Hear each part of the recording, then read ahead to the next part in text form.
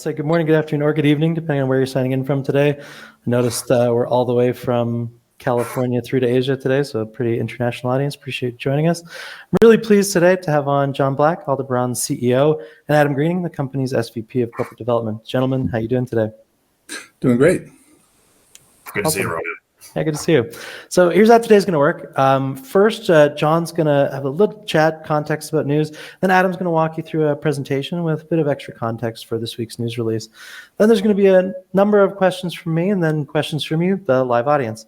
So the chat button in the bottom right of your screen, you can ask questions to the Aldebaran team at any point during today's presentation. If we don't get to your question today, or it's just outside of the purview of today's conversation, we'll still make sure that the Aldebaran team gets those questions via email and can get back to you as soon as possible. But we'll get to as many questions as we can today that fit with today's conversation. As a final note, I'll say today's event is being recorded and will be available as a replay probably in just a couple hours. It should pop right into your inbox. But enough out of me. I'll throw it to John first to lead off today's event. Okay, well, great. Thanks, Romeo. And like always, I'd like to open by thanking Romeo and his team for providing this platform for us. It's something we've become accustomed to as we put out particularly more significant news for the company, to be able to present it in this format, which allows us to dig into it a little bit deeper and field questions from it. And as Romeo emphasized, we may not be able to get to all questions today. Please feel free to contact us. There are many avenues that you can reach to us as we go forward. So today we have some really exciting news regarding our Altar Porphyry Copper project in San Juan, and probably more specifically, how we finance a very aggressive field season that we're just kicking off right now. I think as many of you who follow us are aware, over the past year, we've been drilling out the new Altar United discovery, a third porphyry center that unites the previously two known centers of mineralization that formed our resource base for the Altar project. Altar United because it unites the Altar Central and Altar East zones. Those results have been very exciting, and we've been building up to a new mineral resource estimate, which I think was probably what many of you thought was pinging on the screen when the news was announced this week. That is still well underway, and we fully anticipate that mineral resource estimate will be out by the end of the month. So this is going to be a very busy month for us as we move forward. But as we've been working on this, and the project is making a shift to more of a feasibility level activity on the project, it's quite clear we have a large deposit. It'll become even more clear when we can talk about the full size in a few weeks.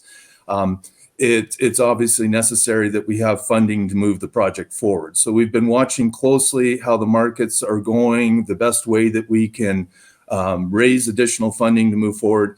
And we had a development that resulted in I think what's a fairly creative way for us to move this forward that minimizes the dilution for our existing shareholders and maximizes the velocity at which we can move the project forward, which is really important. We're in an incredibly exciting environment right now for copper in general, and particularly in San Juan in Argentina, with all the changes that are happening at the national level and the provincial level in San Juan.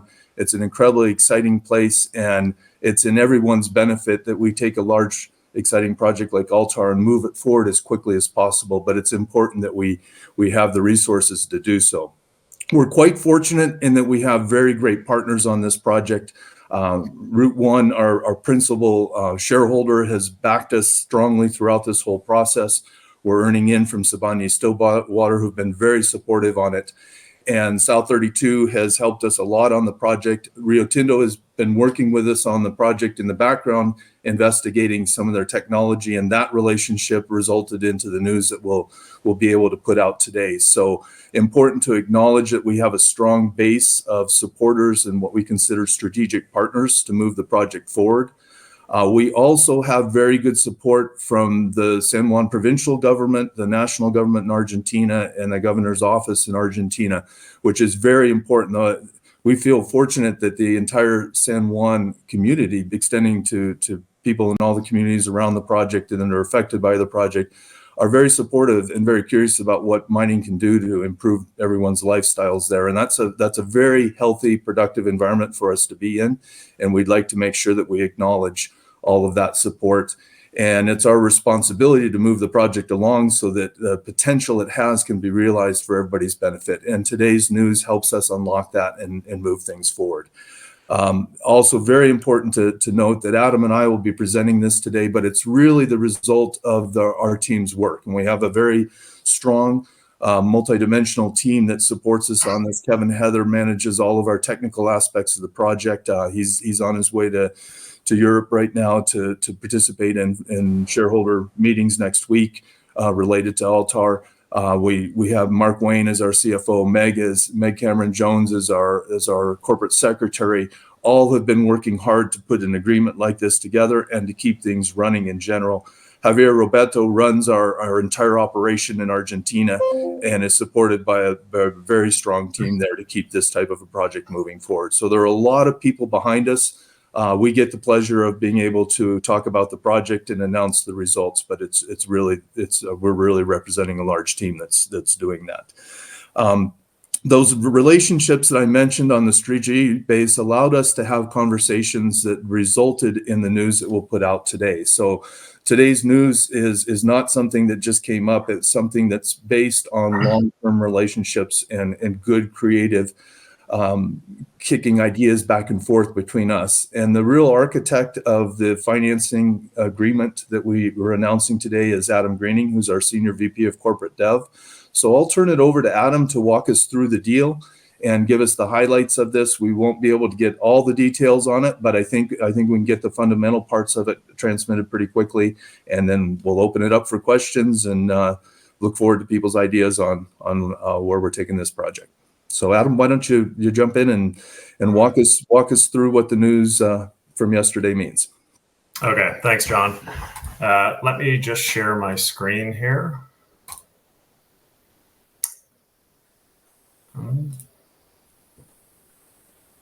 Bear with me. Can you see that, John? That's good, yes. Perfect.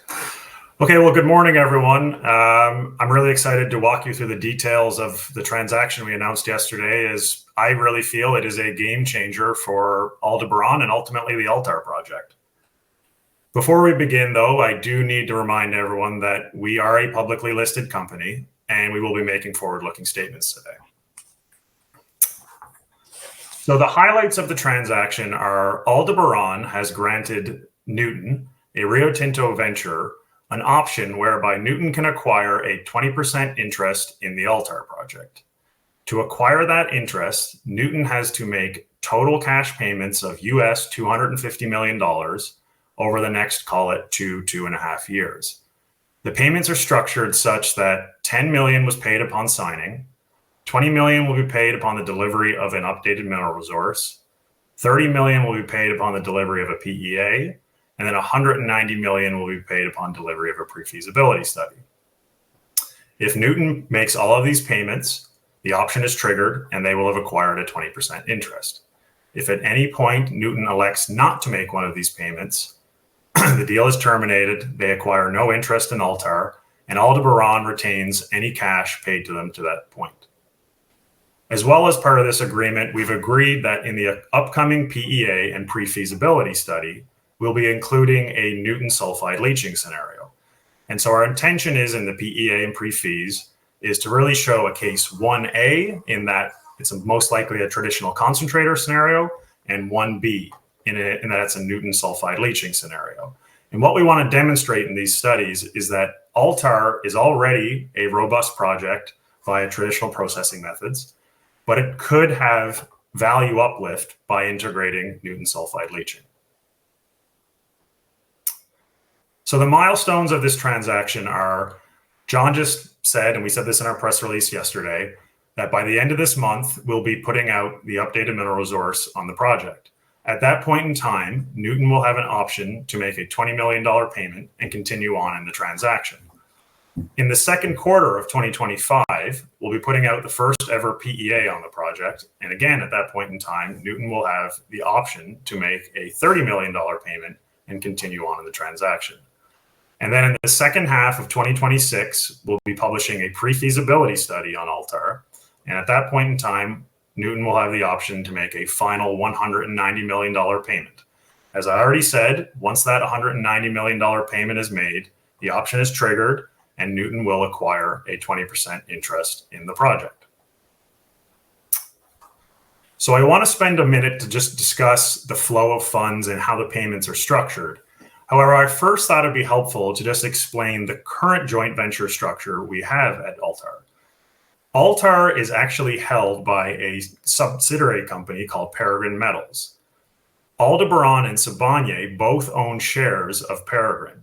For all intents and purposes, Aldebaran has an 80% interest, while Sibanye has a 20% interest. Moving forward, Sibanye will have to participate and fund their portion of expenditures on the Altar project or face dilution.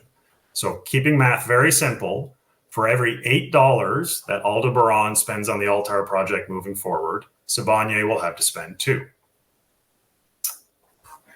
The payments coming from Nuton are structured such that 10% goes directly to Aldebaran, while the remaining 90% goes to Peregrine. Now, I have to highlight that the cash payments are 100% owned by Aldebaran, whether they're sitting in Aldebaran or in Peregrine.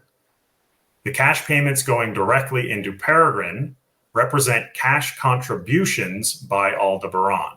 So again, using that simple math, for every $8 that Nuton puts into Peregrine on Aldebaran's behalf, Sibanye will have to contribute 2.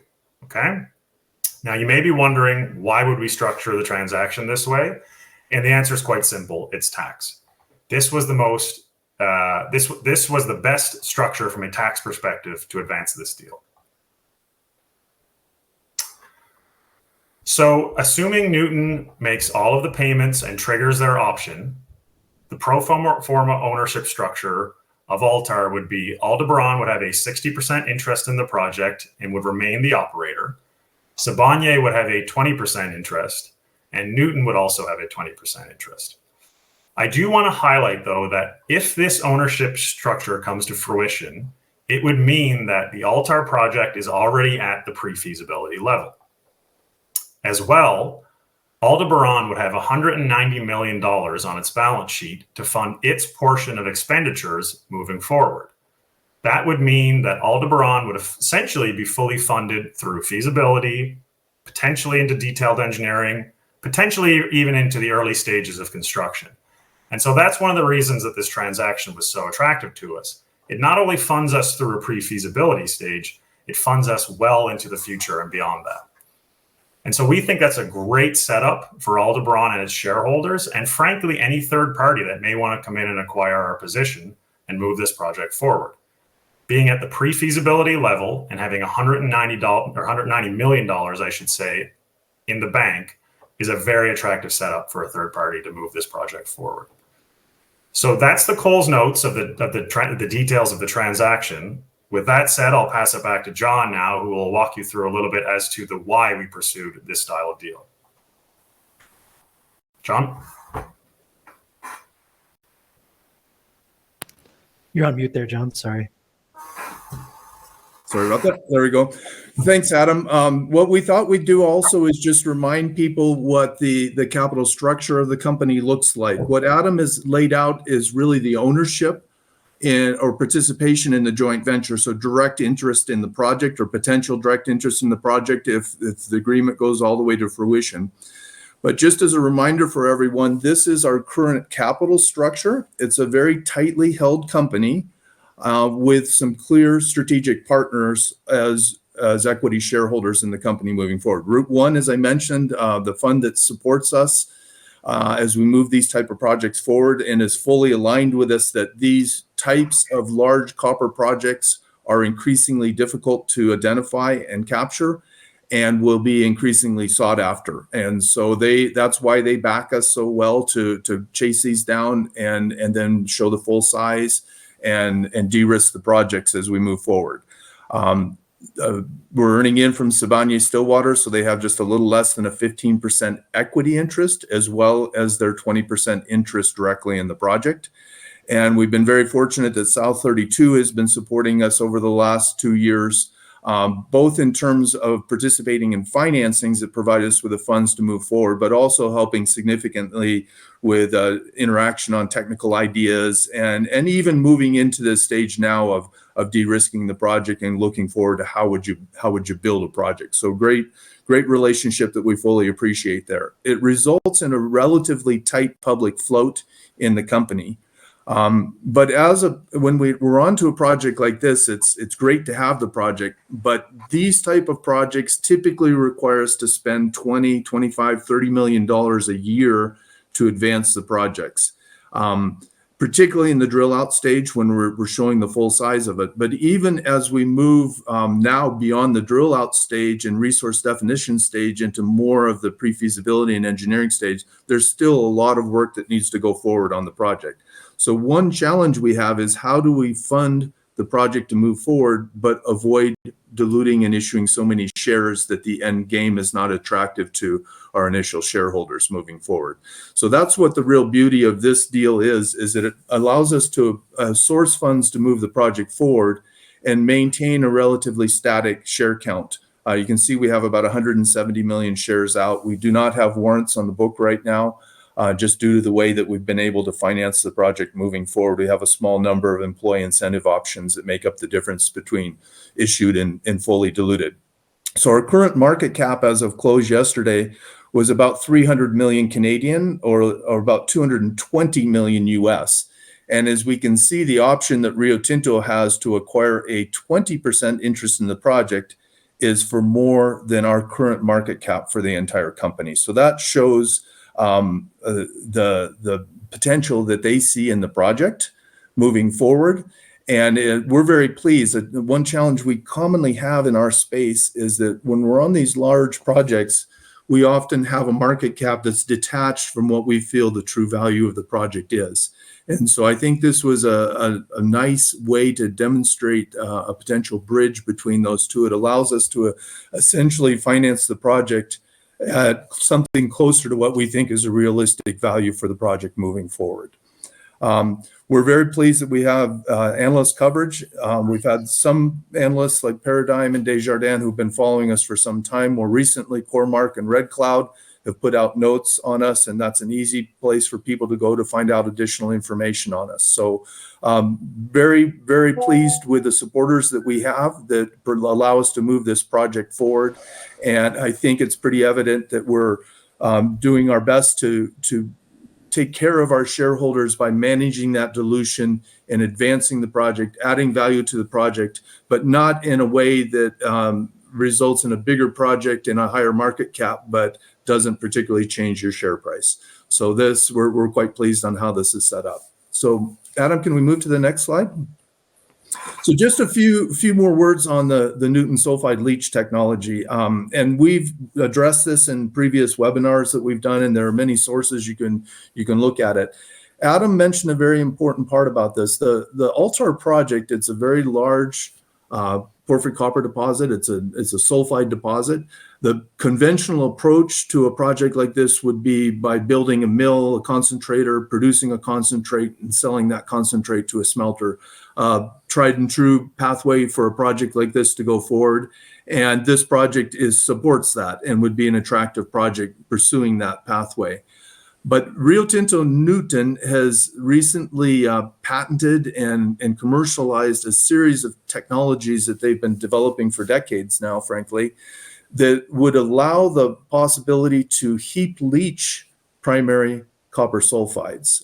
In a large copper system, there are two fundamental ways that you can process material. You can do what I mentioned was the concentration, flotation, and smelting route, or you can heap leach material in situ. So you put material out in large pads, crushed lightly to the consistency of approximately gravel, and then you leach that on site and you produce pure copper cathode on site.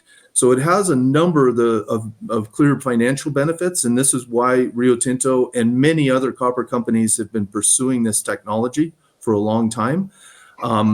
The heap leaching currently has worked on the upper portions of large porphyry coppers, the weathered portions, what we call the secondary mineralization, whether it's oxide or sulfide, but it hasn't been applicable to the primary unweathered copper sulfides at depth. And this is the change. Rio Tinto Nuton believes they've discovered ways to modify SXEW technology and make it work on the unweathered primary mineralization.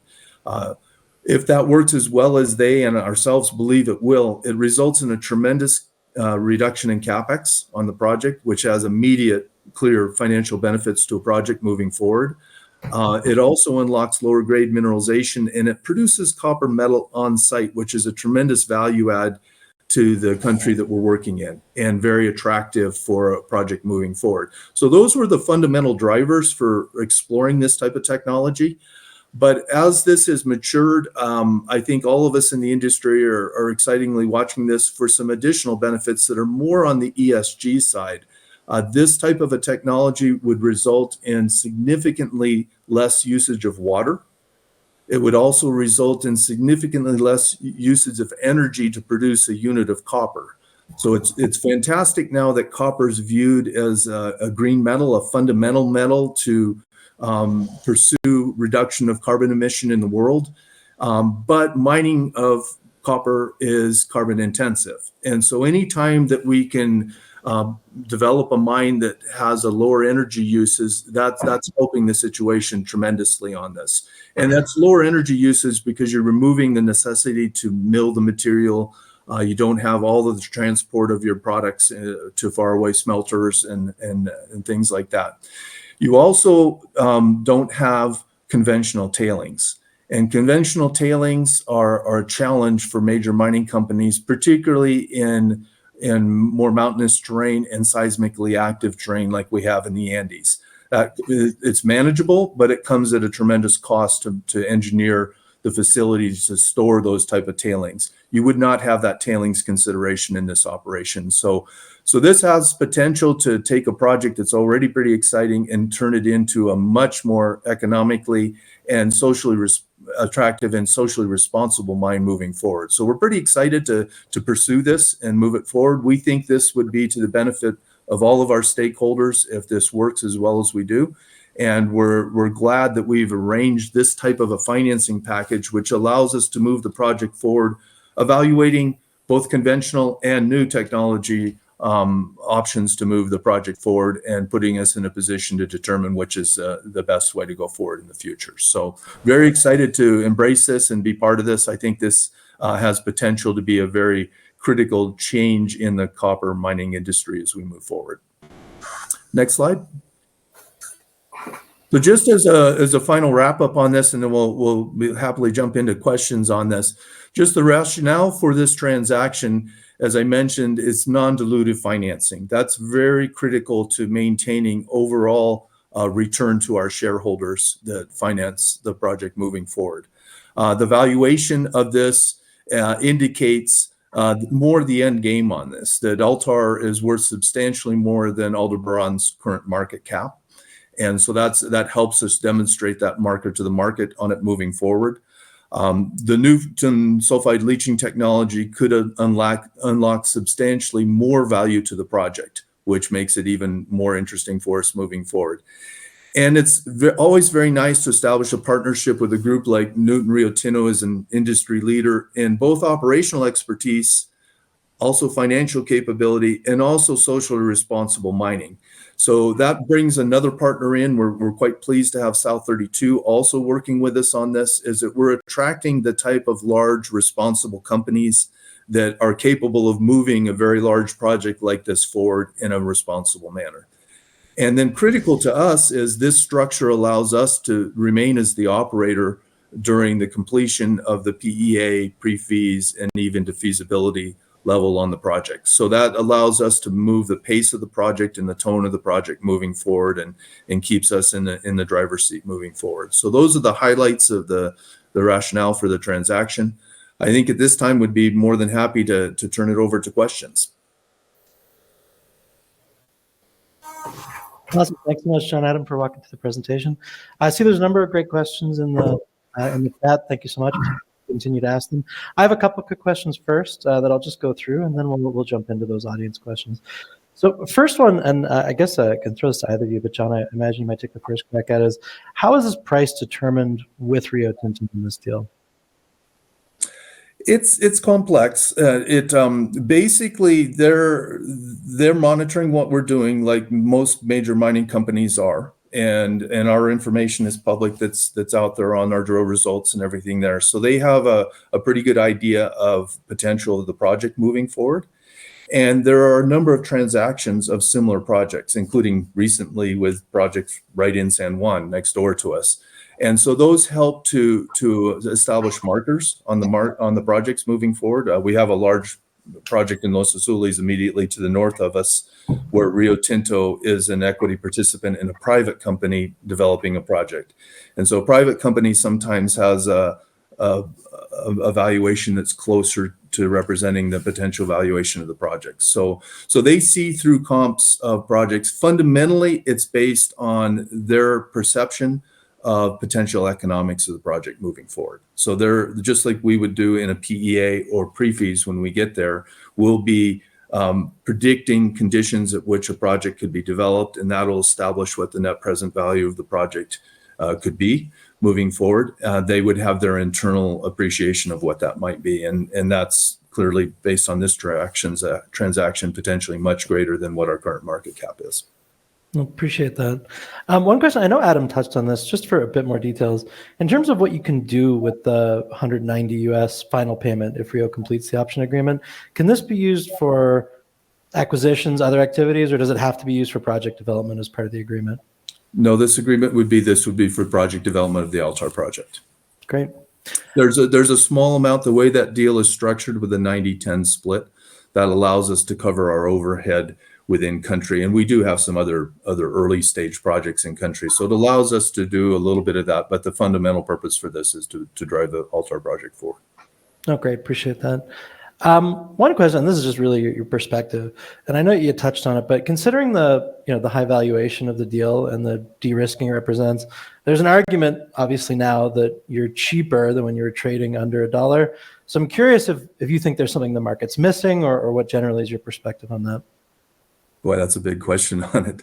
We're quite appreciative that with the results we've been putting out, and I think it was quite clear to many investors that the deposit will be much larger than what's currently reported, and so we've been very pleased that our share price has responded well over the last, say, 6 months, as people increasingly begin to realize what we really have on this project and the potential moving forward. So we're moving in the right direction. We'd always like to have a higher value, but keep in mind, even if ourselves and a major mining company were fully aligned in agreement on a net present value, there is risk on a project still. So it's rare that you would rise to full valuation on it. We're just happy that we're coming from a total disconnect into people realizing more about what we have, and we're moving in the right direction. And it's always easier for our job when we have a company that's been performing well for initial investors, but there's still room for new investors to come in with quite a bit of leverage on the upside. If we were fully valued, that would change my job a little bit, because I'd be just saying hold on to the end, and it's not going to change. So I like the position we're in right now, with increased recognition of the project, increased eyes on the project, and a lot of times in our business, once you get momentum, you tend to draw more people in, and things start to take off and work well. Awesome. One more question from me, and then I'll jump into the quite good audience questions keep coming in. And that's, is there a standstill agreement on Rio making the takeover bid on Aldebaran? Adam, why don't I turn that over into you? You know more the details of how of the inner workings of the standstills, and it might be good to touch on all of them. So yeah, sure. I mean, the simple answer is no. This transaction is entirely at the asset level and has nothing to do with any equity component or any change of controls down the road. Great. Makes it simple. Thank you. Now I'll jump into audience questions. Like I said, hope we'll get to all of them today, but there might be some that we can't. The first from TB, he asks, how long does this mean Aldebaran can go on without further dilution? Potentially, as Adam pointed out, we could go through the completion of feasibility and even into the early stage of engineering and early production on this. We'd be fully financed to maintain our portion of that. That's the beauty of this deal. Great. Terrence from the chat asks if there's any political risk in San Juan. I'll just add maybe compared to other parts of Argentina or elsewhere in Latin America. There's always political risk anywhere in the world, but we tend to judge more on which direction political risk is moving. And Argentina and San Juan have made tremendous strides under the new Malay government. And it had even started before that. He made the fundamental changes that were really necessary for this to move forward. So it's a very good environment for us to be working. We can work quickly and with good support at all levels of government and community on it. But there is always risk. The changes that Malay is instituting in Argentina are incredibly well received by those of us from outside as foreign investors looking at conditions changing to make it much more attractive for foreign investment to come into the country. But they still have a ways to go to result in an improved situation for the average Argentinian citizen. And there's a lag in there. He's attracting the investments, he's attracting the commitments to the investments. But the conditions necessary to attract those foreign investments have come with a lot of serious steps that have resulted in financial hardship for the average Argentinian citizen. Your utility bills have jumped dramatically. There's a lot less employment at government levels in particular. And the idea is that those changes are necessary to establish the conditions to attract the foreign investment to provide more jobs in the future. And there is that lag right now. And so that's an important one for us to watch. And one of the reasons that this type of a deal is great for us is because it lets us move the project quickly. It lets us employ more people. It lets us provide more benefits. It lets us paint the picture of where the economy is going in there. And so, that's intentional on the government to make it so attractive for these foreign investments to come in that it's doing. So to me, it's one of the better places on the earth right now to encourage investment in the type of project we have moving forward, and we're pleased with that. Recognizing that there are plenty of things that can happen down the road that might complicate that a little bit, but it's by far and away one of the better areas that we work right now. Oh, no, appreciate the thorough answer. Mark from the chat, thanks for joining us, Mark, asks, is there a grace period for Nuton between the delivery of the PFS and the final 190 million payment? You want to go through that, Adam? Yep. Yeah. So after the delivery, and this is the case for the mineral resource payment, the PEA payment, and the pre-fees payment, they effectively have 20 business days after the final or after publication of a report. At that point in time, they have 20 business days to make a decision whether or not they want to move forward and make that payment. Great, thanks. If you need any other clarifications, let me know in the chat. Mill asks a kind of broad macro question to you, John, so I'm curious your perspective. He says, given the early stage of the project, the implied value of the agreement suggests a very high implied value of the project. This guy wants to know if, John, you can give your thoughts on this new trend of valuation for projects of this nature.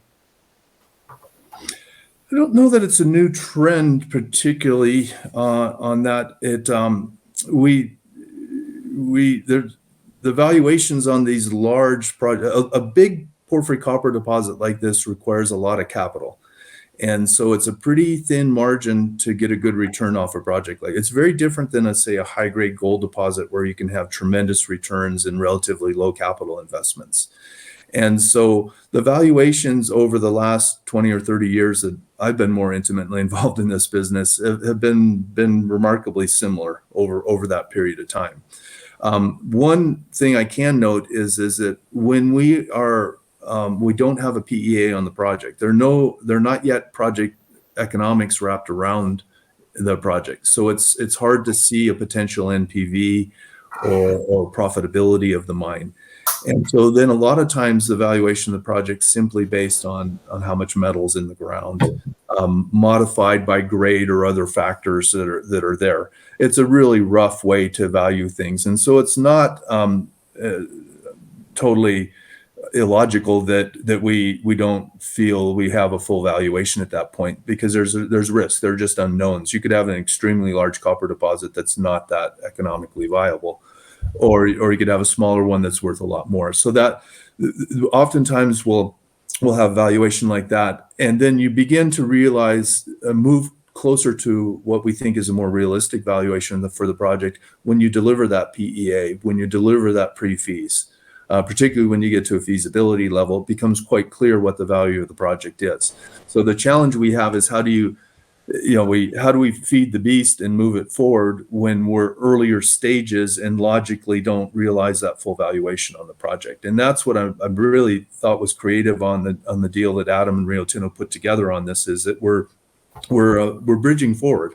We're effectively funding the project, assuming that we'll be at a higher valuation on an optional basis. Rio Tinto has the ability to decide they don't want to go forward on this, but they're agreeing with us what the potential value for the project is moving forward. So it bridges us to that stage where you typically attract a higher valuation on a project. I thought it was a rather creative way to bridge that.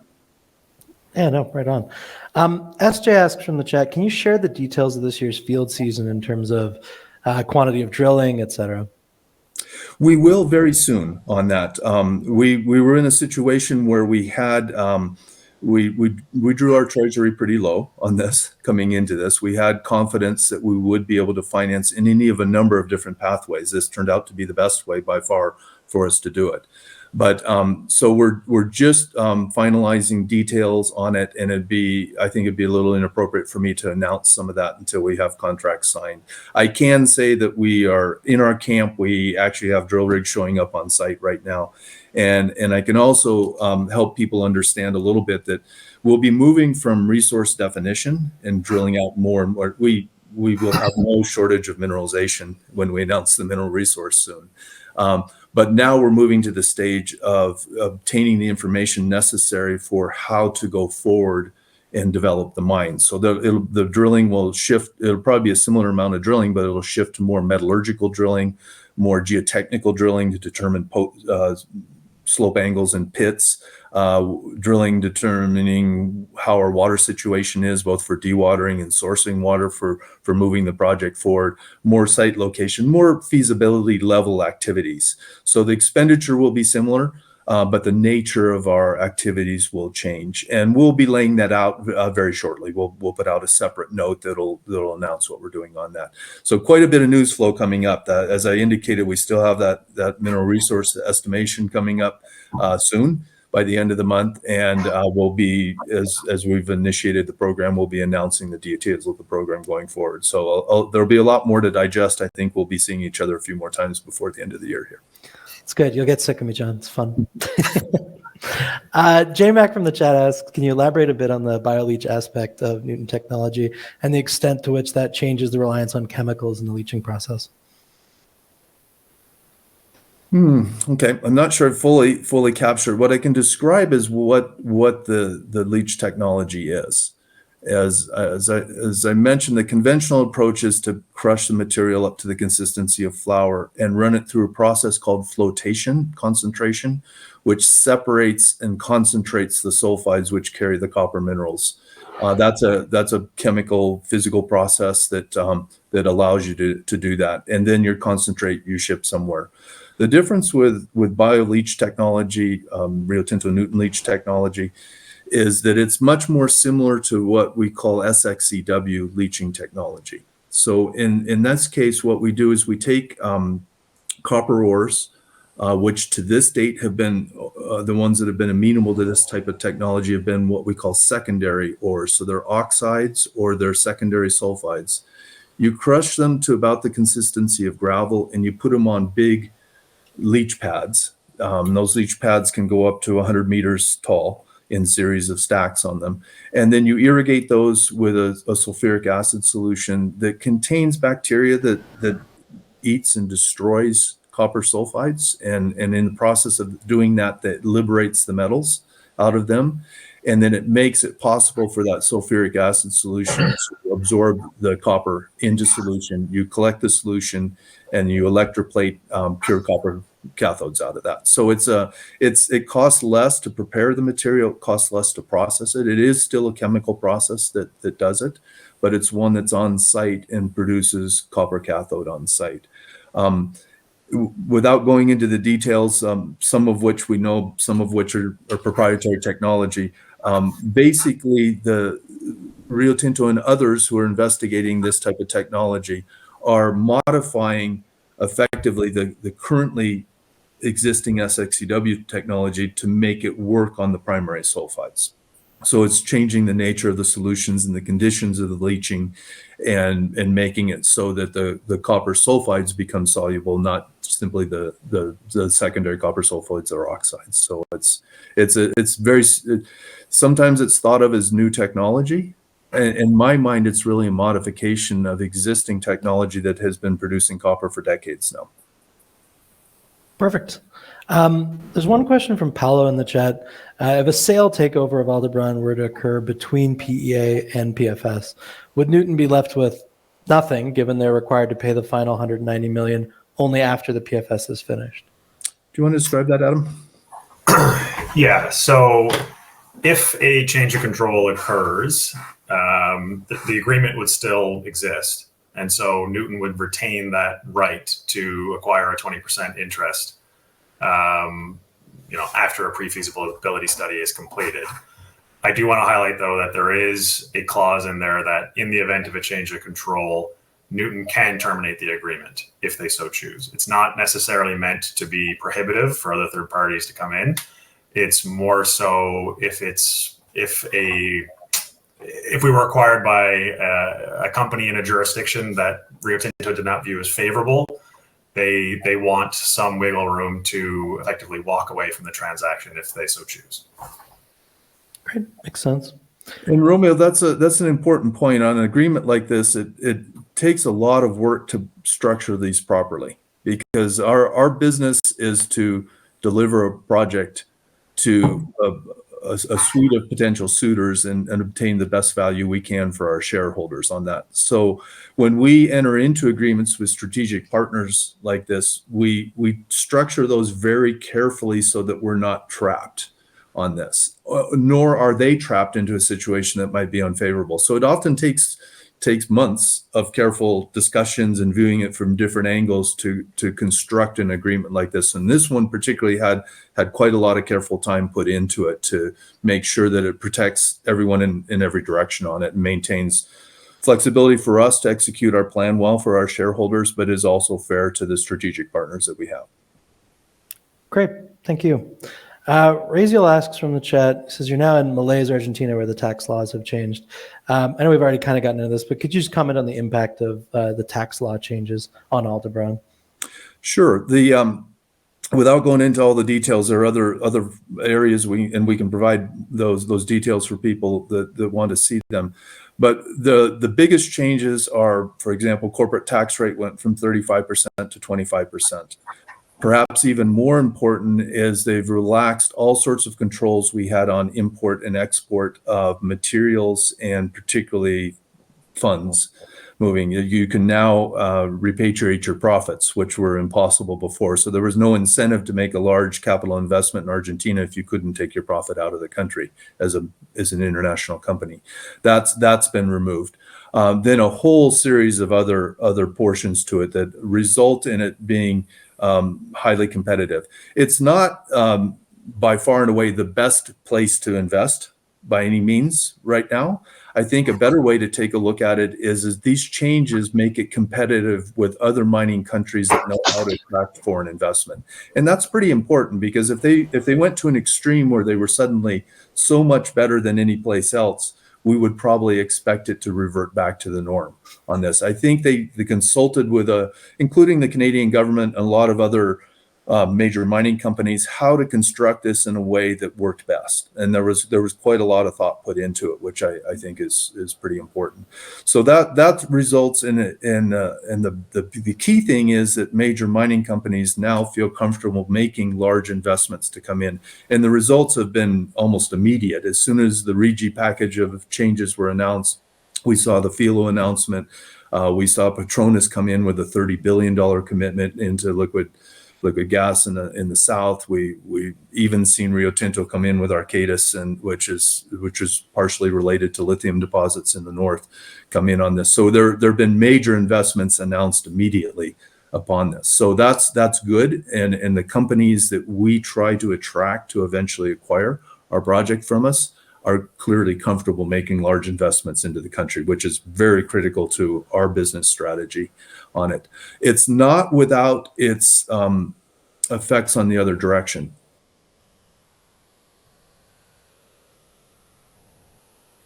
Oh, we lost John. He'll probably be right back with us. I think his internet just took a hiccup. Yeah, he's supposed to get a couple of feet of snow. Yes. Not going to do it. Always weather related. Back? Yeah, you're back. You're back. Okay. Yeah, we're getting a pretty good snowstorm out here. It's not without its consequences on this. We're seeing increased costs in country that are fully in line with what the average Argentinian citizen is seeing as well on that. And we view that as, in some ways, doing our part to produce an environment that is better for foreign investment overall. So we will see our drill costs go up, and some of our not unreasonably. It had been remarkably cheap for us to work in Argentina. Sure. Now we're kind of coming back to normal situation. Yep, there you go. Roberto from the chat says to him the sulfide leaching technology is the most exciting. He's curious how soon you think you'll have it functioning and applicable to projects other than in Argentina. I'll give just some general highlights on this, and probably defer some of this more to looking at or talking directly to Rio Tinto Nuton and how they're moving forward. We're not the only group that Rio Tinto Nuton is exploring the application of this technology. They have agreements with a wide range of companies at different stages of projects, and so we're all monitoring what's happening on all the other projects. There are some projects like the Excelsior project in Arizona that are much farther along than we are. And so we're watching how, but the technology works differently on each different project. So it's important to test it on a demonstration that works on one project doesn't necessarily mean it works on another project or vice versa. So we're watching that closely. Where we're at on this project is we have mini columns up and running on the project now. So we're already obtaining the information. We'll need to know what parameters we can assume to go forward with the PEA mid next year. And we'll be immediately embarking on collecting large diameter core for tall columns to go forward, looking to gather the information we need for the pre-feas study. And when you evaluate this type of technology, it's not just you do it and you get one answer, a yes or no. You're continually evaluating, scaling it up, and tweaking it to maximize, to optimize the applicability of it. So even when you begin constructing the mine, there'll still be leaching and tweaking and things going on with it. But probably the best thing is to watch for on the PEA and what we can say publicly on the PEA when it comes out about mid next year. Perfect, thank you. Question from the chat. Razel asks, are there any glacier issues at Altar? There are, and as there are in most projects in the central and southern Andes in Argentina, we have no white glaciers. We have no glacier-related features that affect the water balance by any means at all in the project area. We do have some features that need further characterization. But it's very similar to, say, Pachón, which is the Glencore's large project just 25 kilometers south of us, where they've collected the information to demonstrate that they have no significant impact on water balance, and they've had them removed from a registry. So there's a clear pathway on how you evaluate features like what we have and determine whether they affect projects or not. And the trend is being able, if you can scientifically demonstrate that they're not of any importance to the water balance, you can have those removed going forward. So there's a pathway for us to clarify those.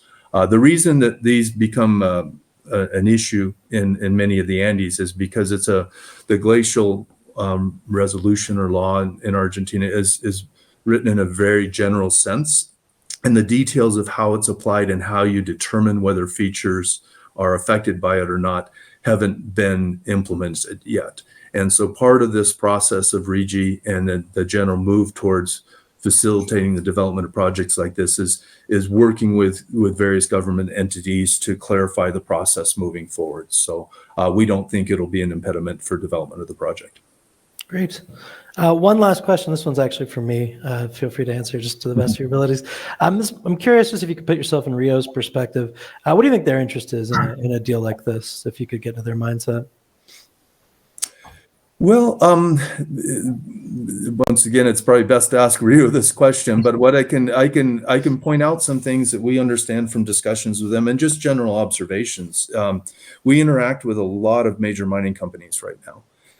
It's our business to produce projects or products that they would be interested in. So we hear a lot about where they view the world's going and the shortage of copper, and the challenges that the major mining companies have to identify projects that can be developed and put in stream. And they're universally seeking additional copper projects. And a group like Rio has their second largest mining company in the world. They're probably number 9 or 10 in copper production. And so they clearly would like to have more copper production. They state that in many different forums going forward. They're actively investing in other projects for copper like this. So I think that they want to be monitoring all projects that are out there, keeping their chips on the ones that they think will be best, most likely to move forward and be in a position to acquire projects that would help them increase their copper production moving forward. It's clearly one of their business drivers, and they're not alone. There are company after company that are announcing that right now. Some large companies have assets in hand that they can develop their own projects. Most do not. Most are open to acquiring projects. It's just a change. When I started in the industry, companies had dedicated exploration teams that found their own projects and developed them going forward.